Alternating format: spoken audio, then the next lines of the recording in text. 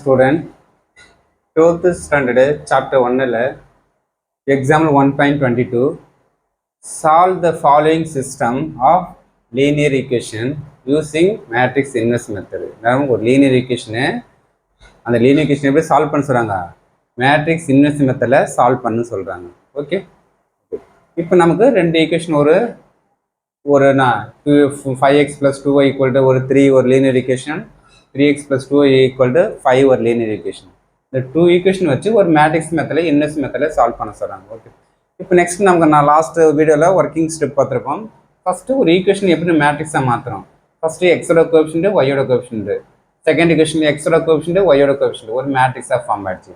எத்தனை வேரியபிள் இருக்குது, X Y variable இருக்குது, எக்ஸ் ஒய் ஈக்குவல் டு என்ன நமக்கு ஈக்குவல்ட்டுக்கு இந்த சைடுக்கு தான் நமக்கு 3 5. இப்போ இது ஃபுல்லாக கேபிட்டல் ஏ, இது ஃபுல்லாக கேபிட்டல் எக்ஸ் ஈக்குவல் டு இது ஃபுல்லாக பி. அப்போ நம்ம எக்ஸ் வேலை தான் ஃபைன் பண்ண போகிறோம். அந்த ஏ ஆப்போசிட் போனால் ஏ இன்வெர்ஸாக மாறிடும் இன்ட்டு பி. இது ஈக்குவேஷன் 1. இப்போ இதுக்குன்னா தேவை ஏ இன்வெர்ஸ் யூஸ் ஆகுது, பி தெரியும், கொஸ்டினே பி இருக்குது. அப்போ ஏ இன்வெர்ஸ் மட்டும் கண்டுபிடிச்சா போதும். அப்போ ஏ இன்வெர்ஸ் என்ன formula, 1/determine A into adjoint ஏ. அப்போ டிட்டர்மின் ஏ கண்டுபிடிக்கணுமா, அப்போ ஏ நான் டிட்டர்மின் ஏன்னா ஏ நமக்கு இருக்கிற ஏ இதுதான் ஏ வேல்யூ. அப்போ ஏ நமக்கு 5 2 3 2 10 minus 6 அப்போ 4 நாட் ஈக்குவல் டு 0.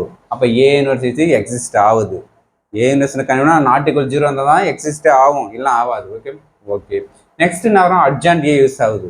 அட்ஜான்ட் ஏ நமக்கு தெரியும் 2x2 மேட்ரிக்ஸ் என்ன பண்ணணும், இந்த டயகனல் இன்டர்சேஞ்ச் பண்ணணும், இங்கிறது சிம்பிளை மாற்றணும்.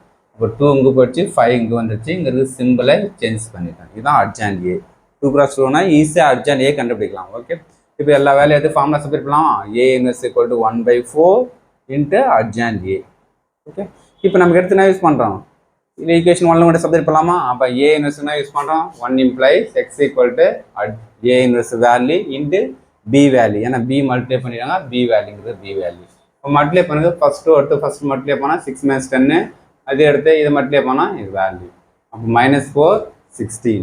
இந்த 1/4 உள்ளார என்ன வரும், ஒவ்வொரு வேல்யூக்கும் நான் டிவைட் பண்ணால் நமக்கு மல்டிப்ளை பண்ணால் நமக்கு -4 4 -1 16/4 4.